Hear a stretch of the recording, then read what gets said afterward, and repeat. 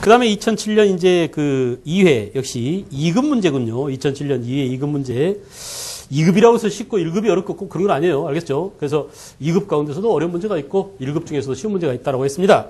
다음과 같은 토지제도 뭘 묻고 있냐? 토지제도입니다. 이것도 역시 제도에 관한 문제다. 우리가 이 단원에서는 이렇게 제도가 압도적으로 많이 나온다. 특히 토지제도가 잘 나온다라고 했죠? 토지제도.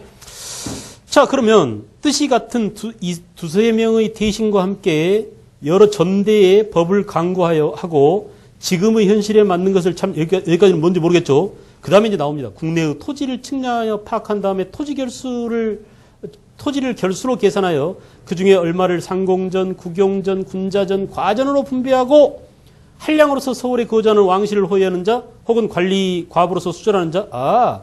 관리의 미망인한테 주는 토지가 뭐라고 그랬지 이거? 수신전 그랬어요. 그죠? 또 향역과 진도 관리 또는 서민과 공장으로 공역을 받은 자, 국가의 역을 받은 자에게 모두 토지를 분배해 줬다라고 얘기했는데 결국 이 얘기는 뭐냐? 여기 나오는 이 두세 명의 대신은 바로 조준을 위시한 우리가 이제 고려 말 조준의 그죠? 조준의 토지제도 개혁안 그죠? 전제 개혁안에 대한 얘기를 봤죠. 그래 안 그래? 그래서 조준의 상소에 의해서 결국은 고려 말 1391년이니까 시기적으로 봤을 때는 고려 말이지만 사실은 1391년에 시행된 과전법이 조선시대의 기본적인 토지제도였다. 그래서 과전법에 관한 문제라는 것을 빨리 파악해야 됩니다. 알겠어요? 조선 경국전에 이 조선 경국전은 누가 만든 거예요? 정도전이 만든 거. 정도전, 조준, 권근 이런 사람들이 이제 조선왕조 창업의 주역들 아닙니까? 자, 그래서 조선 경국전에 들어있는 이런 내용인데 결국은 뭐냐? 과전법이다. 이게 과전법. 그러면 문제가 쉬워졌어요. 여기서 과전법이라는 결론을 도출하기가 어렵지. 과전법이라는 것을 알아내면은 우리는 답을 찾는 건 별로 어렵지 않다. 왜? 과전을 분배하고라는 힌트가 주어졌잖아요. 또 뭐예요? 관리의 과부로서 수련하는 자, 수신전, 휴량전 이런 것들이 과전법 체계에 들어있다는 것을 다 압니다. 우리가 지금 여기서 과전법 하자면 1시간도 넘어요. 알겠어요? 그래서 이렇게 과전법 개념이나 과전법 지급 원칙 알겠어요? 또는 뭐 그 수조건 또 뭐 이런 것들에 대한 개념을 여러분들이 안다고 치고 지금 들어가고 있는 겁니다. 그럼 보세요. 1번 수신전, 휴량전은 세습에 허용되었다. 그렇습니다. 원칙적으로 그거에 반납하는 게 원칙이지만 이런 부분들이 세습에 허용됐기 때문에 과전법은 세습이 허용되는 결과를 낳게 되죠. 그러다 보니까 어때요? 한 번 토지를 받으면 이제 그 다음에 새로운 관리들한테는 줄 토지가 점점 남아나지 않습니다. 그래서 나중에 과전법 대신에 뭐야? 직전법이 필요하게 되는 거죠. 알겠어요? 그래서 이렇게 처음에는 세습이 허용되었다. 맞죠? 전현직 관리에게 수조권을 지급한 그렇습니다. 고려의 전식과건 조선의 과전법이건 관리들한테 땅을 준다. 토지가 지급되었다라고 할 때 토지는 토지의 소유권이 아닌 뭐라고? 수조권이다. 수확량의 대개 10분의 1씩을 걷어가질 권리를 줬어요. 이걸 뭐라고? 수조권이라고 하더라. 알겠어요? 수조권. 우리가 이제 여기서 우리가 그 수조권을 받은 관리를 우리가 전주라고 한답니다. 전주. 그죠? 거기서 생산한 농민을 뭐라고? 전객이라고 하더라. 알겠어요? 그래서 전주와 전객과의 관계를 알겠죠? 전주가 전객에게 뭘 행사해? 수조권을 행사해서 알겠어요?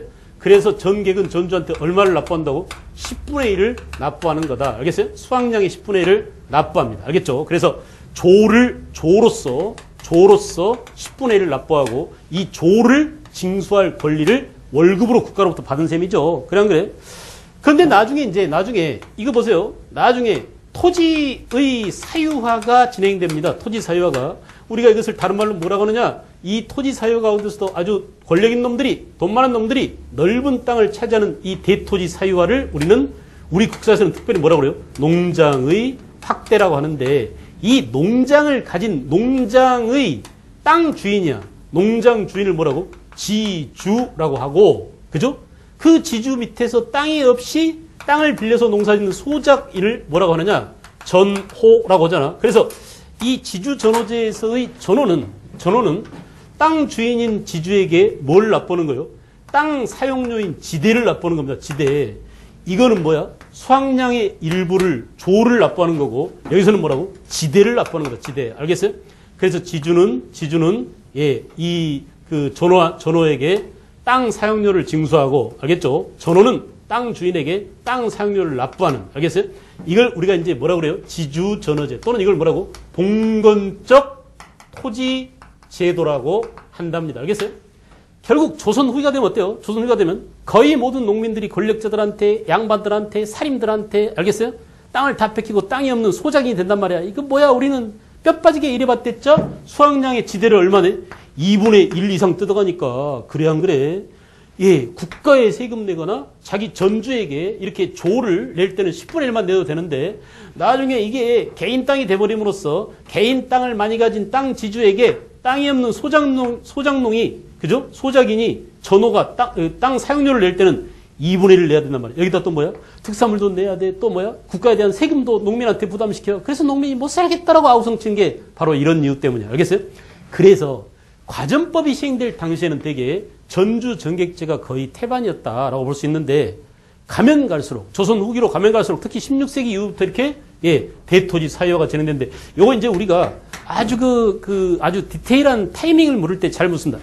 이 농장 확대가 시작된 시점이 언제냐? 뭘 시행하면서부터? 직전법을 시행하면서부터 직전법이 시행되면서부터 농장 확대가 시작되었다라는 점. 알겠어요? 농장 확대가 시작된 것은 직전법 시행이다. 그러다가 16세기 이후에 점차 농장이 확대되고 나중에 18세기가 되면 거의 모든 토지가 이렇게 지주전호제가 일반화된다. 전국적으로 확산된다. 이런 표현을 쓴답니다. 아시겠죠? 그래서 이렇게 아주 어려운 부분을 잠깐 들어왔어요. 알았어요? 선생님하고 순식간에 그냥 아주 어려운 토지제도의 아주 가장 어려운 부분을 잠깐 발을 담갔다가 왔습니다. 이게 너무 담가버리면 1시간 내내 이거 해야 된다니까. 그러니까 늘 조심스러워요. 괜히 문제 풀다가 설명을 엉뚱한 데로 끌고 들어가지고 너무 시간을 많이 뺏기지 않을까라는 강박관념이 선생님을 늘 짓누르는데 여러분들이 좀 잘 미리를 선제적으로 좀 공부해 오시고, 알겠어요? 개념들 다 잡아 오시고, 이 개념들이 문제에 이렇게 녹아내려 있는데 선생님은 이런 각도에서 저렇게 풀어주는구나. 이것을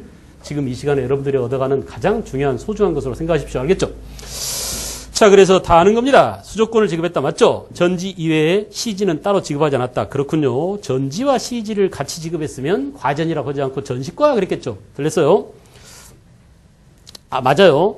그 다음에 갑사 등의 군인과 한량에게는 군인전을 고려시대에 군인전이 지급됐지 조선시대는 군인들한테 군인전이 지급되지 않았습니다. 왜냐하면 조선사회는 문반, 무반, 그래가지고 양반 관료들한테 땅이 지급됐지 군인이라고 땅을 준 건 아니란 말이야. 알겠어요? 무반들에게는 직제에 따라서 녹봉과 품계가 지급됐죠. 그러나 이제 군인들한테 마구 땅을 준 건 아니에요. 틀렸어요. 이게 틀렸는데 이게 답이네요. 수조율은 수확량의 10분의 1로 그렇습니다. 전주에게, 전객이 10분의 1을 납부하게 했다. 그래서 경작자인 전객을 보호하였다라고 했습니다. 어때요? 별로 어렵진 않은데 선생님이 어려운 것을 끌고 왔다 해서 그렇지 실은 문제 자체는 중쯤 되는 그런 문제입니다. 오케이? 예, 여러분들은 쉽게 풀었을 걸로 믿습니다.